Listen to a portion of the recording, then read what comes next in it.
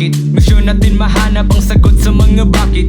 Huwag ka sumabay sa gabay ng mga bakas. Tangina, hindi pantay ang binigay nilang batas. Agad na namamatay yung mga kulang sa lakas. Bago ka maging bangkay, kailangan mo makalabas. Nang makita mo ang dami ng nagpapaabuso, mga nakaabang sa mga susunod na uso. Ika'y makiramdam para makuha mo ang punto. Sila mismo tong takot na baka tayo ay matuto. Ngayon alam mo na kung sino ang masusunod. Kaya tumayo ka na, wag ka pa nakaluhod. Nasa ating kamay ang tunay na kapangyarihan. Isisigaw na natin, basagin ang katahimikan.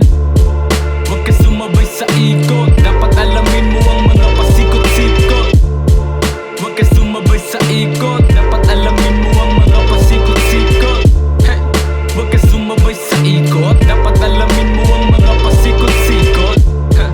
Wag ka sumabay sa ikot, dapat alamin mo ang mga pasikot-sikot. Mga nakapila para lang maging alila sa mga sistema natin na ganun pa rin. Katiting na pera lang sa palad at napailing. Huwag kang maging alipin ng matupad mga hiling. Magkaiba ng paraan para mabuhay sa mundo. Yung iba'y naghihintay na lang sa kanilang sundo. Ginawa nilang tulay yung mga sungay sa bungo. Alam nyo na kapag dala-dala nila'y mga sulo. Teka lang, dami nang nagpakabobo. Di naman nakikinig, oo lang ng oo. Kung ganyan kayo, mas maigi pa na mag-solo. Huwag maging sunod-sunuran, tandaan mo yolo. Tangina, tayo ay minamanipula. Sandata ko nadala ay di nila maapula. Pampamulat ng mata ang ginawa ko na tula. Kailangan mong magtaka kung di ka pa nasusuka. Yeah.